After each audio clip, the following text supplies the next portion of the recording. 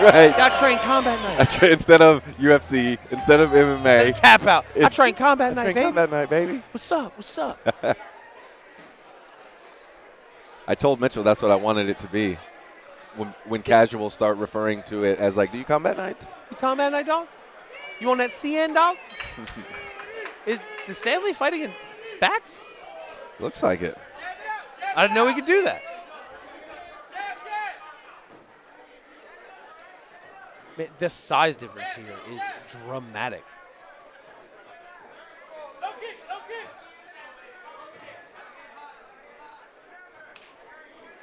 Adric is in the zone. Eyes big.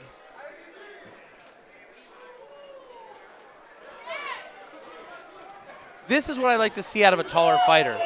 Managing distance with those legs, forcing his opponent to rush in where he can then take advantage at a longer distance.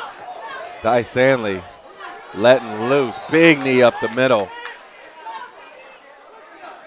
He went from outside shots to throwing them straight shots. Playing all ranges. Look at those shoulders. This man's got a wide back. Oh, he's able to get a body jab in and out of there without even getting touched. Man, when he turns his hip over, those shots are massive. Oh, nice body shot. Dysanley's striking looks dramatically better since the last time I saw him, probably 8 months ago. Sharp right hands. He's not arcing it. He's not only throwing overhands. He's setting up more. Really good improvement for him. This turn to kickboxing has done well for him.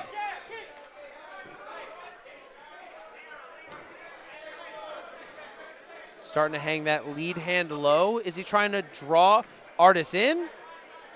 Or is he just feeling so confident that he can land at leisure?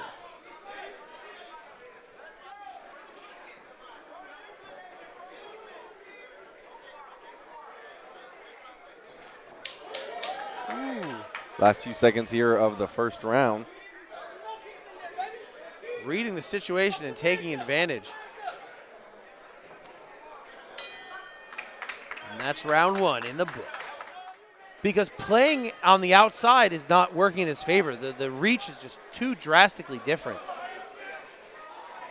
He's using his feints, but he's got to fire something so that Alpha believes in these shots coming his way. If you just feint all night, you're just going to end up fainting all night. And he's throwing something, but naked kicks might not be the one. Yeah.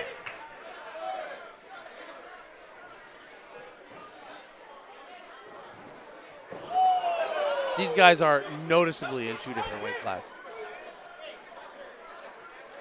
But that's what happens when you get a last-minute opponent. You know, you have to give up a little weight. You have to make a deal. But at least you get to fight. And though it sucks, here at the amateurs, it's about getting the experience. This particular record only matters in your ego. Once you go pro, once they start putting a check in your pocket, that's when it matters. So this is the time. Take the risks. Get the experience. You know, see what you're made of. You know, make the mistakes before you go pro. Find out where you're at. It's a smart way to play. Put your ego on the side and test your mettle. Dysanley's just loading up at this point. He sees blood in the water, and he is going for it.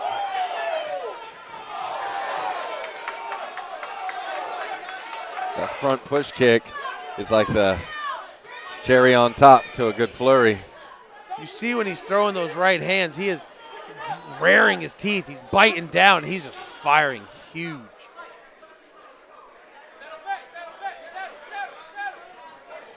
Look at that load.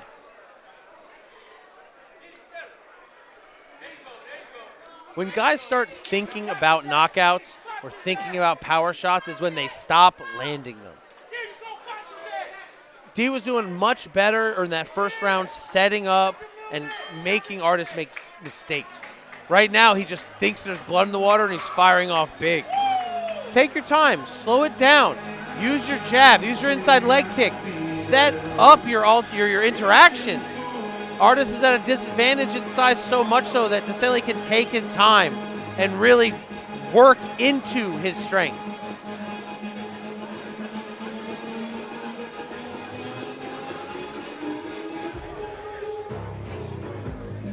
Dysanley feeling good right now, kind of having his way.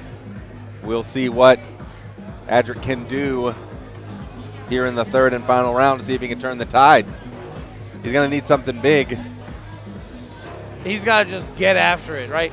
Get it down there, and waiting at range or just outside of range is not going to play in his favor. It's going to give Dysanley the time to watch him, recognize him. Because he has such a tight guard, when he goes to make a move, you see that movement. It's a tell. That's going to cause Dysanley to shoot off at that longer, safer range and probably catch artists coming in. Third and final round, touch of the gloves, and we're off. Dysanley just standing there waiting kind of reminds me of Adesanya Romero. Just basically going, come in range, see what happens. Artist has started this round off good. Yeah. Caught Dysanley ducking into one of those head kicks. Very smart. Is Dysanley tired? Is that why he's not moving his feet? Oh, we're going back to that big overhand. He might be wearing out after two. He did have a lot of output in those first 2 rounds. And he also had a little bit of an emotional, a little bit of a dump there at the end. He screamed and flexed really hard. He felt like he's got it in the bag, but right now he's just waiting. Is he sniping a kill shot? Maybe. Or is he a little winded and trying to reserve his energy? Those punches aren't coming out how they were in the first and second. And Adric's landing. He is, but he's going to have to take that up to his jaw or the liver if he wants to end this thing in the third. That leg kick is a full fight game, and we're talking 3-2s. It's not even really an option. Yeah. Nice step-in jab there from Kennedy. But Dysanley's making him pay for whatever it is that he does throw. So, yeah. You saw he just kicked that lead foot out and then touched him with a quick 1-2. That was very good on Dysanley's part. Great eyes.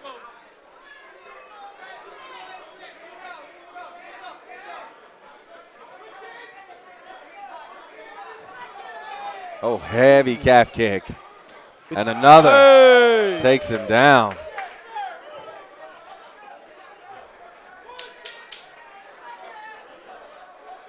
All of these super effective shots that Dysanley is throwing would be that much more effective if he set them up first. You saw that entire flurry, he landed 1 punch.